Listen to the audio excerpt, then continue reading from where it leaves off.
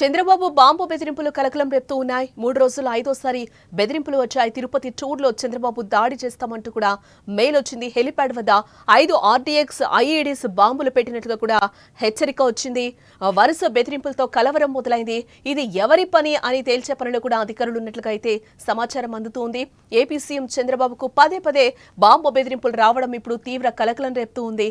5 రోజుల్లో మూడు సార్లు ఆగంతుకులు ఈ బెదిరింపులకు పాల్పడ్డారు. అక్టోబర్ 6న చంద్రబాబు తిరుపతి పర్యటన సందర్భంలో ఈ వార్నింగ్స్ వచ్చాయి. తిరుపతిలోని శ్రీ వెంకటేశ్వర వ్యవసాయ యూనివర్సిటీలో బాంబు ఉందని గుర్తు తెలియని వ్యక్తుల నుంచి బెదిరింపు మెయిల్ రాగా అందులో సీఎం చంద్రబాబు దిగే హెలిప్యాడ్ వద్ద 5 RDX IEDలు అమర్చినట్లుగా కూడా ఉంది.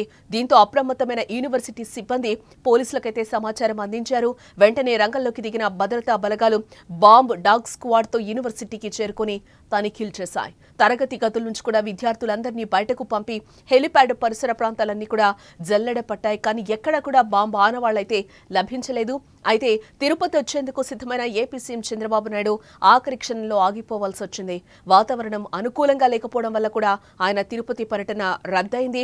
అమరావతి తిరుపతి మధ్య ఆకాశం మేఘావృతమై ఉండడంతో ఏవియేషన్ అధికారులు హెలికాప్టర్ కు అనుమతి ఇవ్వలేదు. దీంతో ముఖ్యమంత్రి పర్యటన రద్దయినట్లుగా కూడా తెలుస్తోంది. ఇలా పదే పదే తిరుపతిలో బాంబు బెదిరింపులకు పాల్పడడం హై అలర్ట్ అయితే నెలకొంది. అక్టోబర్ 3న తిరుపతిలోని పలు ప్రాంతాలకు బాంబు అమర్చినట్లు గుర్తు తెలియని వ్యక్తులు బెదిరింపులకు పాల్పడ్డారు. వీటిని ISI మాజీ LTTE మిలిటెంట్లు చేసినట్లుగా కూడా అనుమానాలైతే వ్యక్తమయ్యాయి. తిరుపతి ఆర్టీసీ బస్టాండ్ తో పాటు విష్ణు నివాసం, శ్రీనివాసం, గోవిందరాజుల స్వామి ఆలయం, కపిలతీర్థ ఆలయం పరిసర ప్రాంతాల్లో బాంబులు పేల్తాయని బెదిరించారు. వీటితో తాజా బెదిరింపులకు ఏమైనా సంబంధం ఉందా అని కూడా అధికారులు ఆరా తీస్తున్నట్లుగా తెలుస్తోంది.